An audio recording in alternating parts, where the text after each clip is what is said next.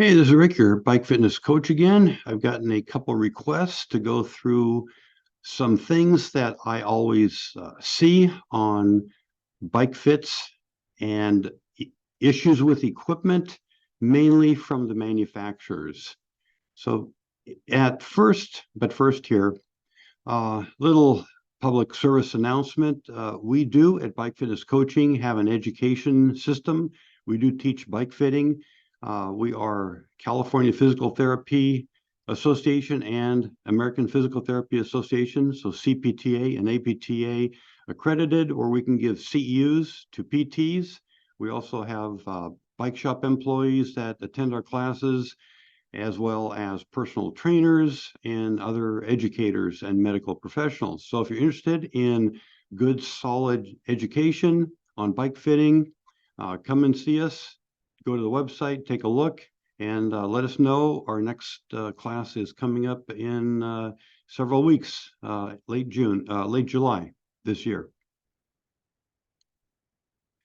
So let's go through a little quiz here. So pause the video. What are your thoughts as to what these 5 things actually are? Order's not important. Go ahead and just spend a minute. We'll go ahead and pause and list the 5 things that you think are wrong with the manufacturer's bikes that the customers purchase and they have some kind of an issue with, and then they get that sorted out and fixed so they can continue to ride pain-free and enjoy riding the bike again.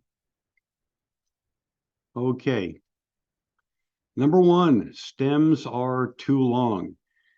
We see this all the time where the customer comes in with sore hands, sore arms, sore shoulders, sore traps, sore lower back, sore neck.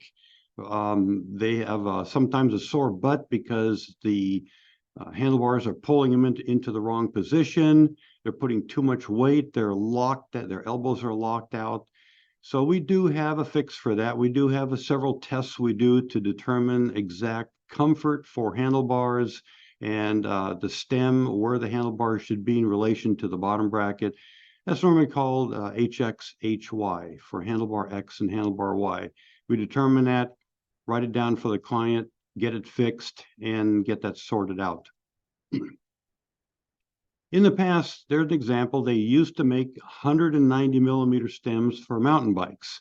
I don't know why, but there is an example of a 190 millimeter stem. And God forbid that this person with this integrated bar and stem got the wrong size stem. It's another $650 down the drain to get the right length stem.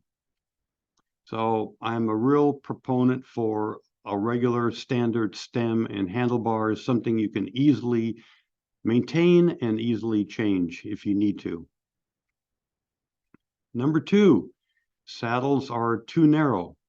Here's a good example of one of the narrowest saddles that I don't even think is made anymore. It's the Bontrager Paradigm. The saddle width is 128 millimeters, which is really short or really thin, narrow.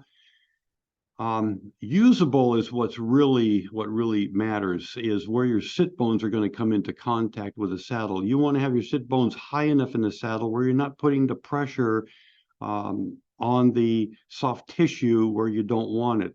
Again, in general, road bikes are about 40% of the weight on the handlebars and about 60% of the weight on the saddle.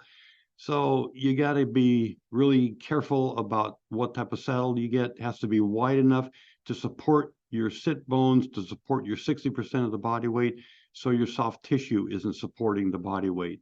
So here's a little table up here.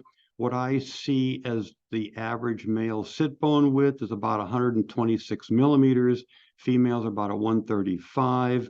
And again, you got that's to the middle of the sit bone. You have to add about roughly 30 millimeters or so, 40 millimeters on top of that to get to the outside of the sit bone. So that's going to put you way outside the range. You're going to be sitting outside of the saddle, the width of the saddle in this particular case.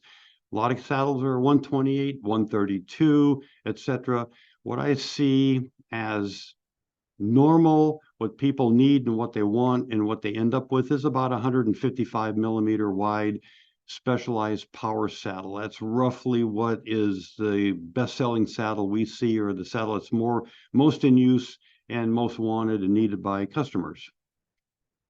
Number 3, cranks are too long. So for example, I wrote an article about a year and a half ago for Lower Extremity Review magazine on the perfect bike fit starts with the correct crank arm length. If you get the correct crank arm length, then the saddle is easier to put into the right place. The knee flexion and extension, especially the max flexion, isn't overly done where you're not destroying your knees. So the right crank length is really the key to a bike fit. But first, a little quiz here, second quiz of the presentation. So what are knee extensors and what are knee flexors and what do they do? Well, I'll give you a hint on what they do.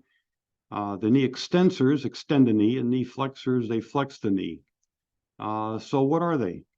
What muscles are the knee extensors? What muscles are the knee flexors?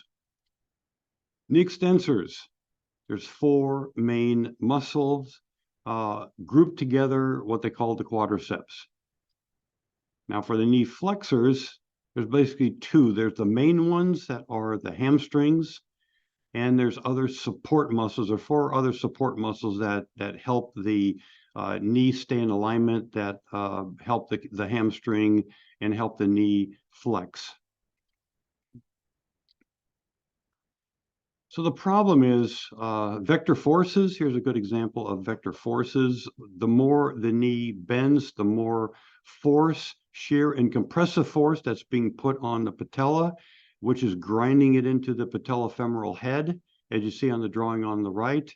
So the problem in general is not at 6 o'clock fitting, it's at 12 o'clock. When you're going through the pedal stroke, the real issue where you're damaging your knees is at the 12 o'clock position.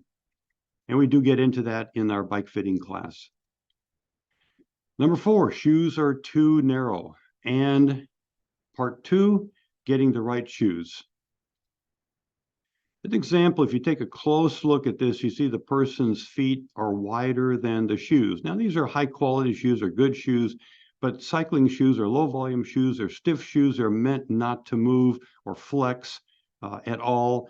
And the problem is, if your feet are too wide for the shoe is going to contract and constrict primarily around the 5th metatarsal, and that's where people get a lot of pain. They come in and say, I can't ride this bike. Every time I put my shoes on and pedal for a few miles, my feet are on fire. The outside of my feet are on fire. I can't stand it anymore. And it's always the fact that the shoes are too narrow. So we do get into this in our bike fitting class as well, how to determine the right width shoes and the right shoe for your client.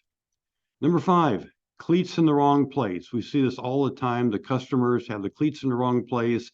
They have numb feet, numb toes. They have to loosen their shoes in the middle of a summer ride because their feet start swelling. And we fix all of that as well. So that's more of a client issue, not a bike issue from the manufacturer. And one other bonus is we see worn out equipment all the time. On the left is about a 2 years worth of wear and tear on Shimano blue cleats. It's not the cleats problem, it's the person's problem for not changing it. I did install these cleats on this person's shoe about 2 years ago, and they contacted me and said, hey, my cleats don't stay in the pedals anymore. What's wrong? So we turned the shoes over, and this is what you see. Worn out saddles. If you look at the saddles are telling. Equipment is telling. If you look at the saddle, you can tell this person is shifted a little bit, pelvically shifted a little bit to the right, putting more pressure on the right leg, potentially a dominant leg on the right side. they tend to want to slide forward. That's why the middle and the forward part of the saddle is worn out. And again, it's a fairly narrow saddle, 135. It's actually a 135 millimeter wide saddle at 135 grams.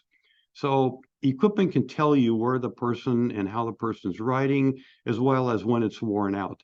And here's another pair of shoes that were well beyond their lifetime, completely rotting away and falling apart. So this is some of the things that we see all the time, and I hope this answers your questions as to what normally the issues are when I buy a bike off the shelf. This is more or less likely what I'm going to have to spend money to change to the correct equipment.